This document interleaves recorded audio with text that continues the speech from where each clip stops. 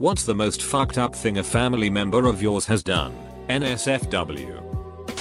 Sister didn't inform me of my father's death and funeral. Ducking cunt. One of my younger brothers is currently dating our oldest brother's wife. They were having sex in secret for 3 years before anyone figured it out. My brother threatened to kick in my front door and kill me. 6mo pregnant. My husband and 2-year-old son. He had stolen the phone I had purchased for my dad and I turned it off. He wanted me to turn it back on. Meth is bad. Kids. One of my uncles borrowed $20,000 from my other more successful uncle to start a business and refuses to pay his more successful brother back because he's got so much money already. The more successful uncle refuses to sue him because that's not what family does. But they are no longer on speaking terms. Well, I have an uncle who always beat his wife. So on one occasion she got into her car and ran him over multiple times. Broken leg, foot, ribs, collarbone, etc. He ended up staying at my dad's house for something like 9 months while he recovered. They got back together. He told her, well, yeah, finally got me back, yeah bitch. My aunt married a guy a few years back. He was a pathological liar and lied about literally everything for no reason. Tried to convince everyone he was in the military black ops and that there was no record of him because it was secret. He also did a lot of other ducked up stuff like threatening our family members and friends. And other things. He actually even tried to kill my uncle and my 2 cousins. But got his ass properly beat down with a baseball bat. Long story short, my aunt ended up divorcing him later cause he was an all-around ducking cunt. And he came to her house, rang the doorbell, then shot himself in the head with a handgun right on her doorstep. Real ducked up. Edit. It wasn't Jason Blaha. Edit 2. No. I don't mean they got divorced after he offed himself. They divorced and a couple months later he did the thing. Not as bad as some of things on this thread, but this was a D move. I asked my uncle, who is a mechanic, if he could install new belts on my Honda since it would be much cheaper than taking it to a shop. He told me he would do it for me. I just had to buy the parts. Bought the parts. Took the car to him and came back a few hours later. He told me he was finished and I paid him $200 for a $450 job. Which was dope. A few days later my cousin texts me a picture of some parts that his dad asked him to put on eBay. They were all the parts that he said he installed on my car. My cousin thought they may be from me since he knew what job his dad was doing for me. I called my uncle and he denied it firmly. I still had the receipt and matched the barcodes to the ones on my receipt. So they were clearly mine. My cousin, who is also a mechanic, installed them for free for me a week later. Uncle still denies it and kept my $200. Don't talk to that pleb anymore even if he's around at family gatherings. Edit. Wow, this blew up, and for everyone wondering. You have to remove a ton of parts to get to the belts in a 2002 Honda Accord, so you can't necessarily see what work he did. Plus I'm deaf, not a mechanic, so I honestly don't know. I have an uncle who molested his daughter and several of my other female cousins. H is not around anymore. My grandfather had my grandma change her will to cut out my mom 2 years after my grandma had developed full-blown dementia. A cousin of mine put a switchblade to my throat when I was about 8 to scare the it out of me. It worked. Almost literally. My sisters used to pretend to put me in the oven. Apparently, I was only about 3 at the time. I don't remember. They put my in a wok and seasoned me. My dad's wife told me that he was dead when he wasn't. I only found out months later when a relative said he'd recently had an operation and was doing well. I emailed her and said I believe dad has perked up a bit. She didn't respond. My cousin tried choking me to death when I was like 6. He also loosened the bolts and put me coffee table. Told me to lay under it. And hit it so it fell on me. Killed the nerves in my 2 front teeth and had to get them pulled out. But now that fat bastard can't walk and has to wear diapers while spiraling into depression. So it all turned out well in the end. I had a cousin who was addicted to heroin and his parents were always doing stuff to bail him out and keep him from being homeless. One time they put down a deposit and paid rent for a furnished apartment for him. He ended up selling the furniture for drug money. Another time they rented a mobile home for him and couldn't figure out why the water bill was so high. Turns out he was charging his homeless friends $1 to take a bath shower, and that was going on pretty much around the clock. My grandfather married his stepdaughter. Stole my brothers and my inheritance from our grandfather to us, land, property and cash, because we're half-breeds. My sister who ran away from home once put my cat in the refrigerator when she was in high school. What kind of psycho it? My mom married a convinced child molester and would bring him with her to work. A job where there were unsupervised children. My brother stole $500 from my mom yesterday while we were away.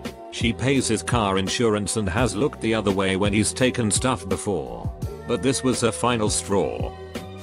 My grandmother said she needed a place to stay one night due to issues with her housemate. She slept on the couch for the next 10 years. Made no effort to get her own place despite having a very good retirement income and still working part-time as a nurse. Loved to hit the casino though. So tough to decide. There's my grandmother who divorced my grandfather and married his brother, making her my great aunt. There's the other grandmother who showed up to my grandfather's funeral drunk, dressed like a $2 prostitute, cussed out the family, and nearly knocked the casket over. There's the 3 convicted child molesters, and then dozen non-convicted child molesters because it was a different time then and that kind of thing was kept in the family. There's the stepfather that tried to murder my pregnant mother. There's the cousin who shot himself in front of his kids. There's the guy who was caught ducking a goat. There's the guy who would give his kids booze on fishing trips to keep them quiet. All the kids were 5 and under. My sister, then 7 years old, tried to kill our newborn brother because she was jealous. So, take your pick on which one is the most fucked up thing. Buried all my clothes in the woods. This whole thread seems like a season of Law and Order. Dad got with my 17-year-old friend when I was 14. They have a whole family together. 14 years later, my sister-in-law was originally dating my oldest male cousin. She started cheating on him at some point with his brother. Now, she has a kid with both brothers and is in a long-term relationship with the younger one. My cousin molested me for 15 years. I could go on forever. Baby.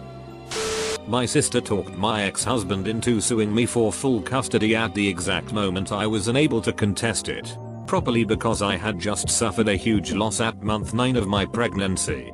She also farded his case with lies to make me look like a terrible mother, while simultaneously patting me on the back and consoling me that he was a terrible man. He didn't win, but the case made things contentious for us for years and made it impossible to grieve with my now husband, because I was in survival mode to make sure I didn't lose my daughter.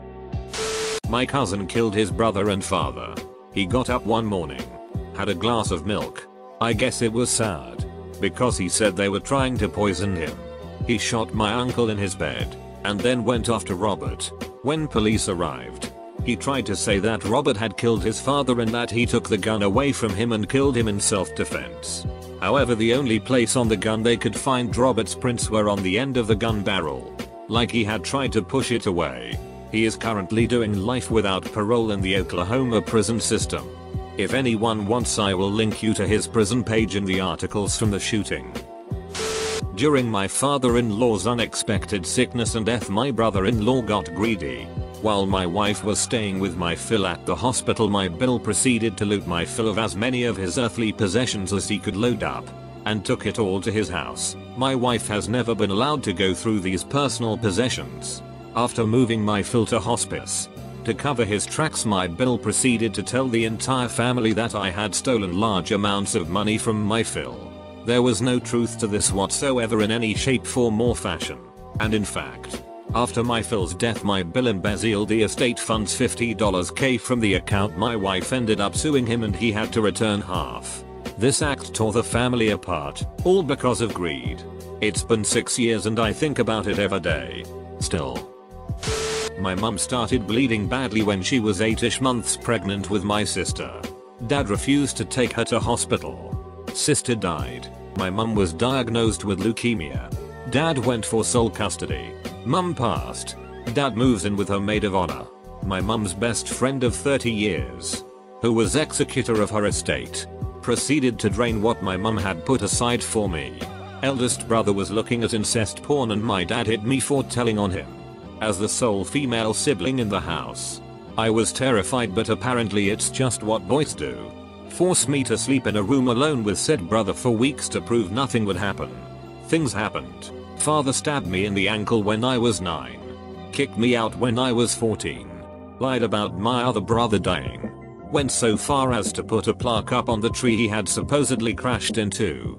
Eventually found out brother was alive. Father said he was hoping the incident would be enough for me to kill myself. When he kicked me out of home, he told my entire family he was hoping I would get raped. I did. So twice my father put me in positions where I would be sexually assaulted. There's more, but suffice it to say, when I had my daughter I swore I would never be anything like him. And I'm not. I ducking one. My sister used to pee on me when we were kids. My dad raped my half-sister, his own daughter, all throughout her teen years. Yeah, I don't speak to him. My dad attempting to get into a car and smash into my mum while driving.